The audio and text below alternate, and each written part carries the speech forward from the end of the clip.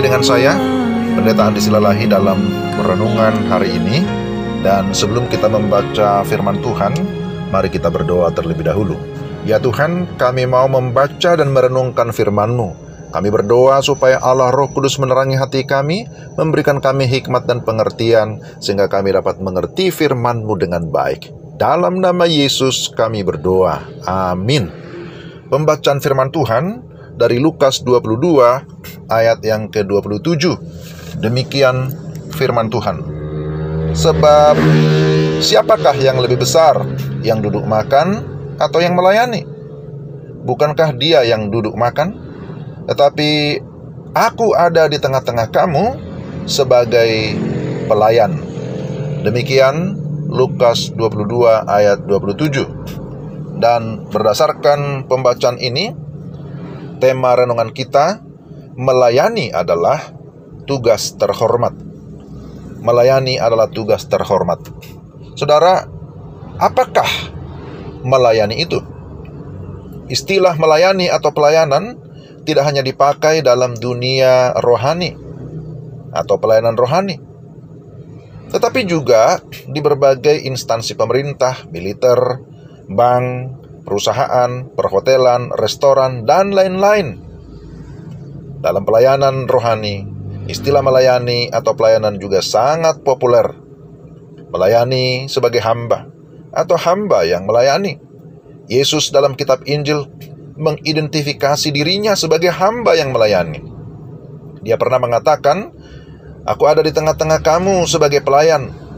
Konteksnya saat itu adalah masalah pelayanan meja. Siapa yang lebih besar, yang duduk makan atau yang melayani? Lukas 22 ayat 27 yang tadi sudah kita baca. Bagi banyak orang, melayani rasanya kurang enak. Lebih enak dilayani. Melayani sepertinya kurang terhormat, dan yang dilayani lebih terhormat. Namun Yesus mengajarkan sesuatu yang berbeda, bahwa melayani jauh lebih bahagia daripada dilayani. Karena dengan melayani kita bisa membangun relasi tanpa batas dengan siapa saja, dan dengan cara demikian kita bisa memenangkan mereka bagi Kristus. Pertanyaannya, mengapa melayani? Mengapa kita harus melayani? Saudara, Tuhan menghendakinya. Meskipun seringkali tidak menyenangkan, namun melayani bukan soal kesenangan, bukan soal interest, melainkan soal ketaatan yang sifatnya wajib. Dan sebagai tugas panggilan, tidak boleh dijalankan dengan terpaksa. Melayani adalah sebuah panggilan yang mulia, dan karena itu mari kita meresponi dengan sukacita. Kita meneladani Yesus yang juga melayani dengan sukacita, bahkan melayani walaupun menderita sampai mati di atas kayu salib. Bagaimana kita melayani? Beberapa prinsip yang akan saya sampaikan. Melayani dengan memandang dan memperlakukan orang lain sebagai sesama, tidak lebih tinggi dan tidak lebih rendah. Lalu memiliki motivasi yang murni dalam pelayanan. Motivasi kita harus diuji atau teruji. Kalau kita hanya mengasihi orang yang mengasihi kita, apa hebatnya? Orang yang tidak kenal Allah pun dapat melakukannya. Lalu prinsip berikutnya, memiliki orientasi yang benar. Orientasi pelayanan kita adalah kebutuhan orang lain, bukan keinginan kita. Ingat, seorang muda yang kaya dicatat dalam kitab Injil ingin hidup yang kekal. Lalu Yesus berkata, "Juallah hartamu dan ikutlah aku." Yesus sedang mengajar dia kerendahan hati dan ketidakbergantungan kepada harta.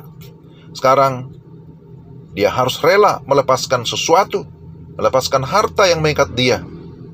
Mengikut Yesus, barulah dia memperoleh hidup yang kekal. Harus rela melepaskan sesuatu yang masih mengikat hidup kita, lalu berserah total kepada Tuhan.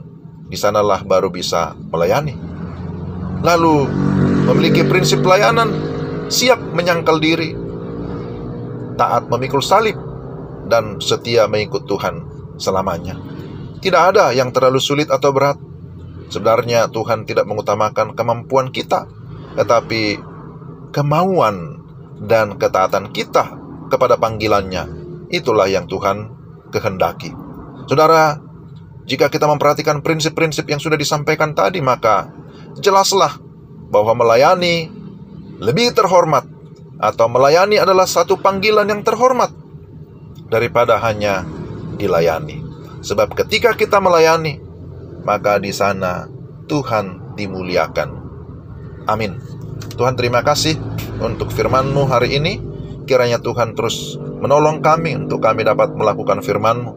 Kami mau menjadi hamba yang taat, yang siap melayani demi kemuliaan Tuhan, supaya melalui kehidupan kami ada orang-orang diberkati, ada orang-orang yang percaya dan menerima Kristus, menyerahkan hidupnya untuk juga melayani Tuhan Yesus Kristus. Terpujilah Engkau. Kami berdoa mengucap syukur dalam nama Tuhan Yesus. Amin. Demikian, saudara sekalian, renungan kita pada hari ini.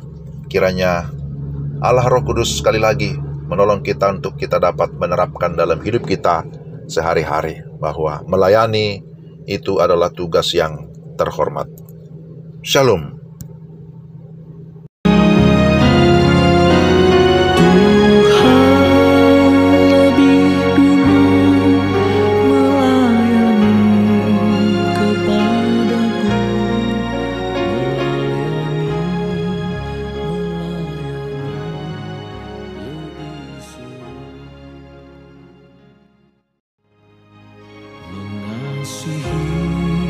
Mengasihi lebih sungguh.